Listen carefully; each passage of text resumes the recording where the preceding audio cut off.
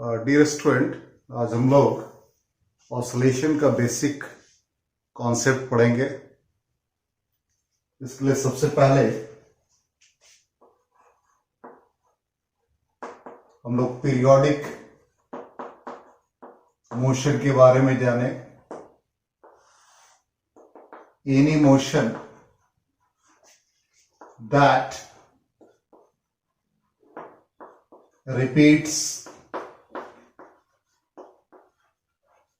itself at regular interval of time is called periodic motion। कोई भी motion जिसमें particle body अपने motion को रिपीट कर रहा है at regular interval of time, उसको हम लोग पीरियोडिक मोशन कहेंगे। एज फॉर एग्जाम्पल, सन के अराउंड किसी भी प्लैनेट का revolution at regular interval of time पर ये मोशन को रिपीट कर रहा है। इसी तरह से heart beats of human being या एक आवर हैंड या मिनट हैंड एक रेगुलर इंटरवल ऑफ टाइम के बाद मोशन को रिपीट करता है, तो ऐसे मोशन को हम लोग पीरियोडिक मोशन कहते हैं। नेक्स्ट है ऑसिलेटरी मोशन।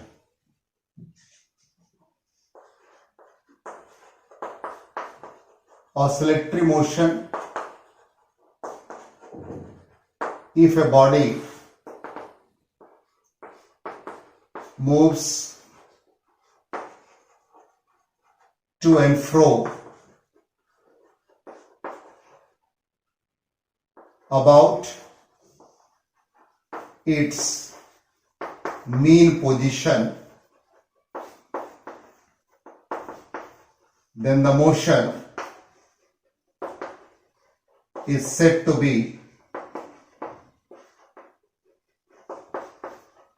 oscillatory motion।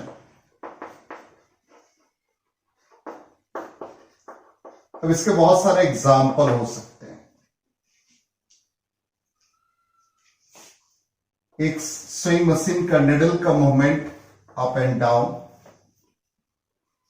इसी तरह से एक पिस्टन का मूवमेंट ऑटोमोबाइल में to and fro about mean position. एक सिंपल पेंडुलम है, इसका motion to and fro about a mean position. ऐसे मोशन को ऑसिलेटरी मोशन कहेंगे।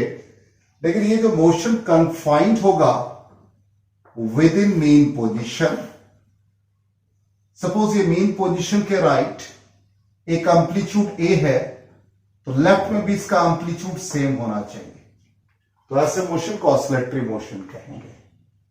अब जितने भी ऑसिलेटरी मोशन है वो पीरियोडिक हो जाएंगे, लेकिन सारे पीरियोडिक मोशन ऑसिलेटरी मोशन नहीं होंगे, क्योंकि इसका मोशन टू एंड फ्रो नहीं है, इसलिए सारे पीरियोडिक मोशन ऑसिलेटरी मोशन नहीं हो सकते।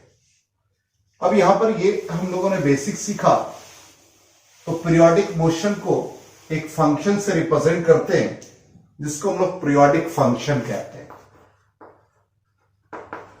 तो पीरियोडिक फंक्शन,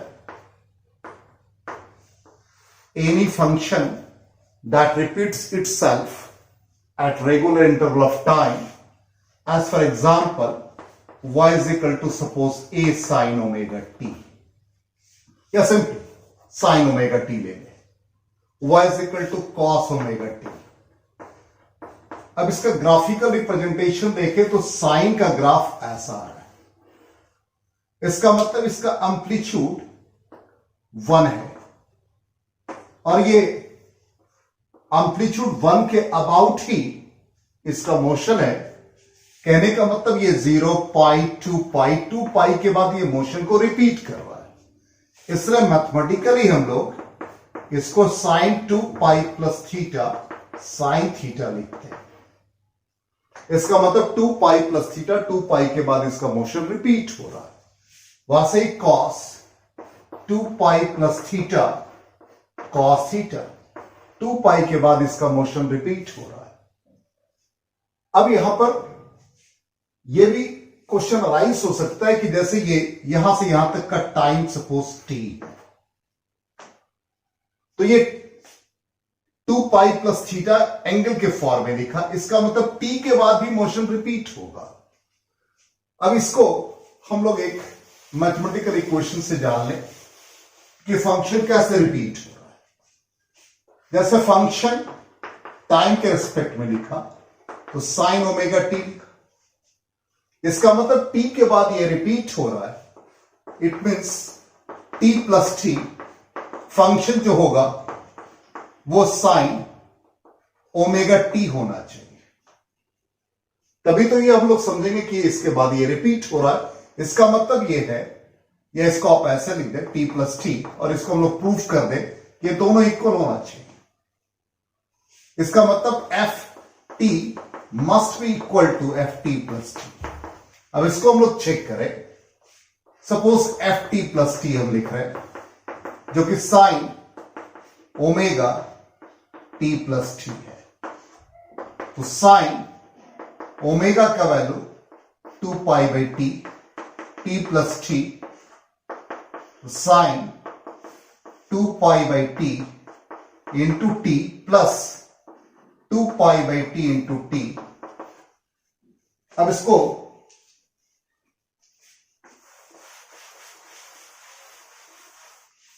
इस तरह से एक्सप्लेन करें तो sine 2 pi plus 2 pi by T into T, it mean sine 2 pi plus ये थीटा के फॉर्म में, तो 2 pi plus theta sine theta mean sine 2 pi by T into T, और इसको हम लोग साइन ओमेगा टी लिखेंगे, इट बिकम्स एफ टी। इसका मतलब ये रिप्रेजेंट हुआ कि साइन पीरियोडिक फंक्शन, इसी तरह से कॉस भी पीरियोडिक होगा। तो हम लोगों ने पीरियोडिक फंक्शन को समझा। अब एसएचएम के बारे में जानेंगे। सिंपल हार्मोनिक मोशन शॉर्टकट में लिखते हैं। अब सिंपल हार्मोनिक मोशन क्या है? A body is said to execute SHM if it moves to and fro about its mean position under the action of restoring force, which is directly proportional to the displacement from its mean position, and is it is always directed towards its mean position, towards mean position. अब इसको हम एक example से समझते हैं। Suppose एक spring block system, इस block को स्लाइटली डिस्प्लेस कर दिया, ये इक्विलिब्रियम पोजीशन है, स्लाइटली डिस्प्लेस किया, ब्लॉक यहां शिफ्ट कर गया, स्प्रिंग में एक्सटेंशन एक्स हो गया, यह अप्लाइड फोर्स है, रीस्टोरिंग फोर्स इस डायरेक्शन में REST से रिप्रेजेंट किया। इसी तरह से स्प्रिंग को कंप्रेस किया, ब्लॉक का डिस्प्लेसमेंट टुवर्ड्स लेफ्ट है तो -x से रिप्रेजेंट किया।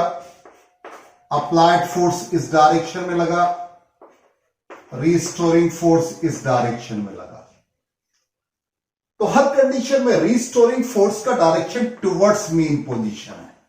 यहां भी restoring force towards mean position, तो रीस्टोरिंग फोर्स का direction towards left, displacement towards right, direction opposite है। रीस्टोरिंग फोर्स का direction towards right, displacement towards left. तो ये हमने लिखा है कि रीस्टोरिंग फोर्स के डायरेक्टली प्रोपोर्शनल है अब डिस्प्लेसमेंट, और ये डायरेक्शन जो रीस्टोरिंग फोर्स का अबाउट मीन पोजीशन, इस कंडीशन को फुलफिल करेगा तभी मोशन सिंपल हार्मोनिक होगा। तो हम लोगों ने सिंपल हार्मोनिक मोशन का एग्जाम्पल पढ़ा। अब सिंपल हार्मोनिक मोशन के लिए कंडीशंस होंगे। First condition, the motion must be periodic. Second condition, the restoring force and restoring torque must be linear. ये लीनियर होंगे। Third condition, the total energy remains constant. ये सारे features होंगे इसके। अब सिंपल हार्मोनिक मोशन का condition पढ़ा, इसको रिप्रेजेंट करने का तरीका सीखेंगे और दो तरह का SHM हम लोग यूज करेंगे, एक लीनियर और एक एंगुलर। अब लीनियर और एंगुलर दो SHM हमने कहा, एक लीनियर सिंपल हार्मोनिक मोशन, दूसरा एंगुलर SHM।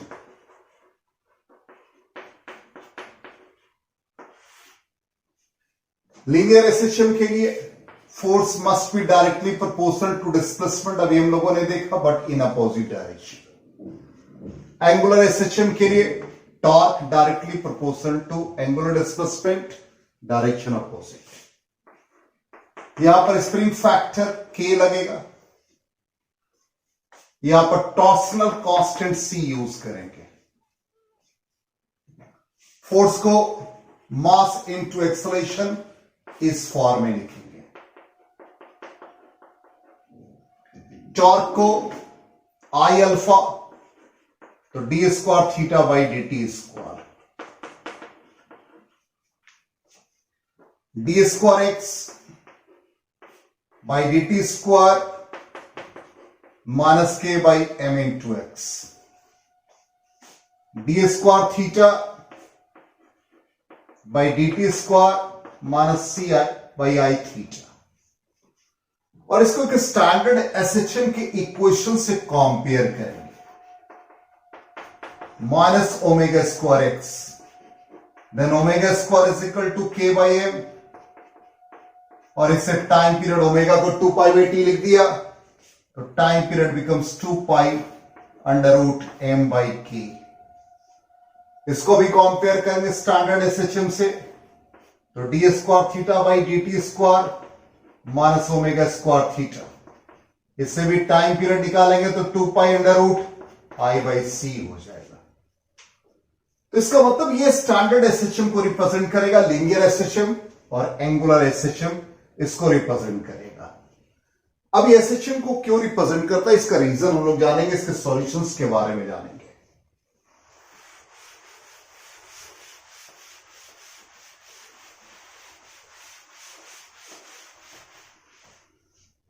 तो यहां पे हम लोगों ने लिखा d square x by dt square minus omega square x. इसका सॉल्यूशन क्या होगा? इसको जानते हैं, या आप इस फॉर्म में भी लिख सकते हैं, D square Y by D T square is equal to minus omega square Y. Suppose इसी फॉर्म में लिखा हमने। अब इसका सॉल्यूशन क्या होगा, इसको ढूंढते हैं।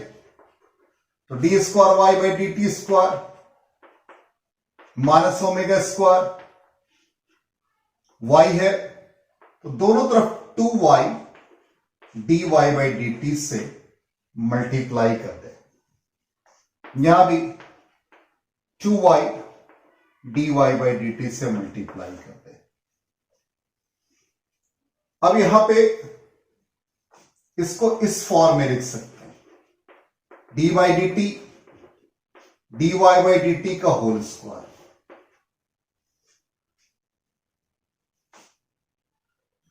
इसको इस फॉर्म में लिख सकते हैं, minus omega square D by D T Y square. ये सिंपली इसको 2d Y by D T से ही मल्टीप्लाई करते हैं।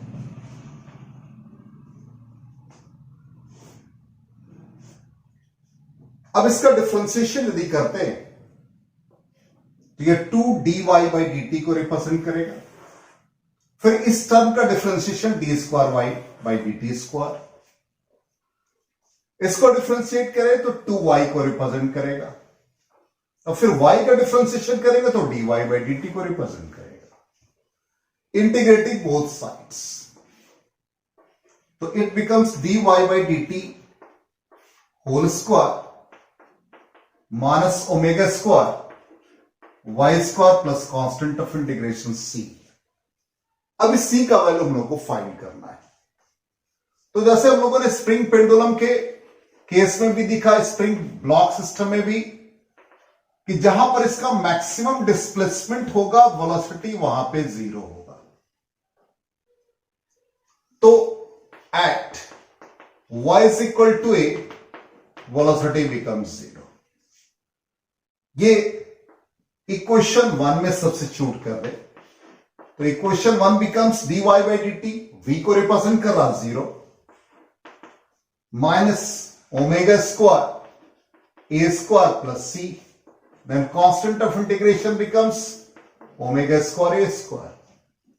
अब इसको 1 में सब्स्टिट्यूट करें तो dy by D T whole square is equal to minus omega square y square, और c का value omega square a square मिल गया। अब इसे dy by D T whole square, इससे आप Y square omega square common लेंगे तो A square minus Y square, और इधर से स्क्वायर हटाया तो ये रूट में आ गए। अब ये dy बाई डी टी, अब इस कंडीशन में ये omega a square minus Y square हो गया। वेरिएबल यहां पर y है और t है, तो displacement as a function of time मिल जाएगा। तो dy, और ये स्क्वायर से हटाया तो ये रूट में आ गया, तो under root a square minus Y square, और ये ओमेगा डी टी हो गया। इंटीग्रेटिंग बोथ साइड्स, ये sine inverse y by a को रिप्रेजेंट करेगा, omega T plus some constant जिसको फाई से रिप्रेजेंट करेंगे, तो y by a is equal to sine omega T plus phi, then y is equal to a sine omega T plus phi. तो इस तरह से हम लोगों ने डिस्प्लेसमेंट का इक्वेशन फाइंड किया। इसका मतलब ये लीनियर डिस्प्लेसमेंट हम लोग इस फॉर्म में लिख सकते हैं। इसी तरह से एंगुलर डिस्प्लेसमेंट लिखना चाहें तो theta is equal to theta naught sine omega T plus five. तो लीनियर एसएचएम के लिए इस तरह से लिखा। अब यहां पे इसको लिखने का वे ये है, ये एसएचएम के स्टैंडर्ड इक्वेशन को ये सेटिस्फाई करेगा। इसका मतलब ये है कि इससे हम लोग d square Y by D T square is equal to minus omega square, y को ये सेटिस्फाई करेगा। इसका मतलब इसको आप d y by D t निकाले, सेकेंड डेरिवेटिव निकाले, इस इक्वेशन में पुट कर दे, या d square Y by D T square plus omega square y का वैल्यू 0 हो जाएगा। अब कोई भी इक्वेशन दे रखा है वो कैसे रिप्रेजेंट करता है एसएचएम को, एज फॉर एग्जांपल जैसे y is equal to suppose exponential term minus i omega t ले रहे हैं, क्या एसएचएम को ये रिप्रेजेंट करता है? इसको चेक कर सकते हैं, जिसमें already iota square is equal to -1 complex number में आपने पढ़ रखा। तो सबसे पहले इससे हम dy by D t find करें, तो ये minus i omega t into minus i omega. अब सेकेंड डेरिवेटिव फाइंड करें, d square Y by D T square minus i omega, further इसको डिफ्रेंशिएट करें, minus i omega t into minus i omega, it is i square omega square e to the power minus i omega t, iota square -1 हो गया, तो minus omega square e to the power minus i omega t, ये y को represent करेगा। जब ये y को represent किया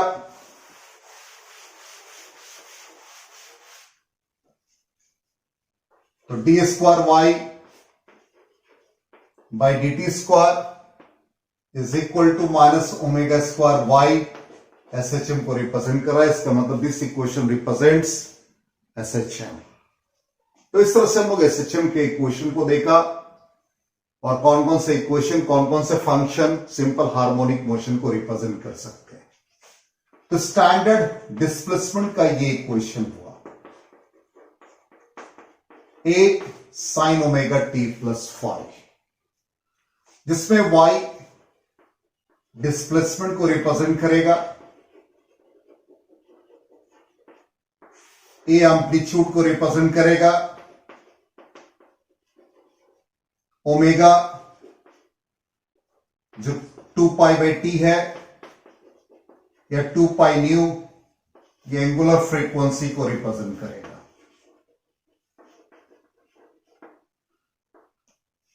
और यहां पर फाई जो कि इनिशियल फेज है, और इसको हम लोग इपॉक भी कहते हैं। अब ये total quantity omega T plus five ये फेज को रिप्रेजेंट करता है।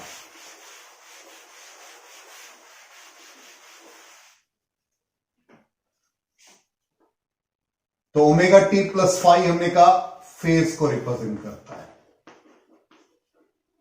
तो फेज का मतलब क्या है? फेज एक ऐसा क्वांटिटी है जो किसी भी बॉडी के, किसी भी सिस्टम के, किसी भी पार्टिकल के पोजीशन को रिप्रेजेंट करता है, डायरेक्शन ऑफ मोशन को बताता है।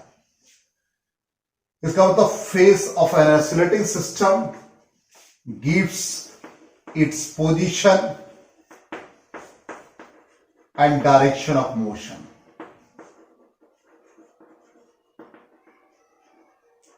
तो डायरेक्शन ऑफ मोशन को भी रिप्रेजेंट करेगा। एक एग्जांपल से समझते हैं। सपोज y का value displacement a sine omega t और वेलोसिटी आ गया a omega cos omega t. अब इसको साइन के फॉर्म में लिख दे तो sine omega T plus pi by 2। इसका मतलब वेलोसिटी के लिए यदि हम फेज की बात करें तो ये पाई बाई 2 लीड कर रहा है। इसका मतलब ग्राफिकली भी आप देखें तो ये साइन को रिप्रेजेंट कर रहा है डिस्प्लेसमेंट, वेलोसिटी ये रिप्रेजेंट हो रहा है। इसका मतलब डिस्प्लेसमेंट जब पार्टिकल का 0 है तो वेलोसिटी मैक्सिमम है। जब डिस्प्लेसमेंट 0 है, फिर से यह डिस्प्लेसमेंट मैक्सिमम है तो पार्टिकुलर का वेलोसिटी 0 है। तो ये 90 डिग्री लीड कर रहा है। अब इसी एक्सप्रेशन में suppose omega T minus pi by 2 होता, इसका मतलब वेलोसिटी पीछे डिस्प्लेसमेंट आ गया। तो हम लोग इससे फेज से पता कर सकते हैं कि कोई भी पार्टिकल का पोजीशन क्या है, डायरेक्शन ऑफ मोशन क्या है। तो फेज भी हम लोगों ने सीखा। अब यहां पे ये सारी क्वांटिटी को सीखने के बाद जो हमारा सिलेबस है उसके अकॉर्डिंग टाइम पीरियड वगैरह हम लोगों को फाइंड करना होगा। तो as for example time period of simple pendulum, suppose simple pendulum का टाइम पीरियड हम लोग फाइंड कर रहे हैं। एक सिंपल पेंडुलम जिसमें बॉब है, उसको एक थ्रेड से सस्पेंड कर रखा है।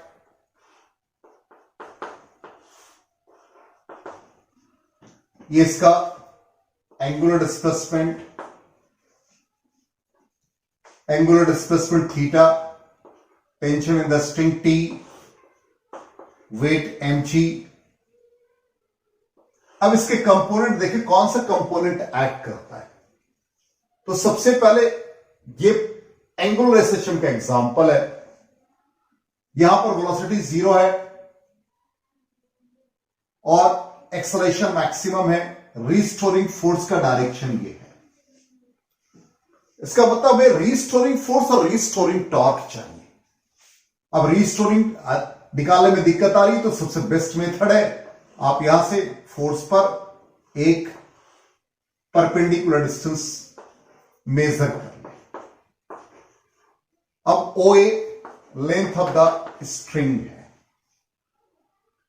परपेंडिकुलर डिस्टेंस हमें AB चाहिए। तो इस राइट एंगल ट्रायंगल में sine theta AB upon OA, जिससे आप AB का वैल्यू फाइंड कर सकते हैं L साइन थीटा। तो टॉर्क, रिस्टोरिंग टॉर्क, तो फोर्स लिखा, रिस्टोरिंग टॉर्क है इसलिए निगेटिव साइन, फोर्स mg लग रहा है। अब mg पर परपेंडिकुलर डिस्टेंस AB हो गए, AB का वैल्यू L साइन थीटा।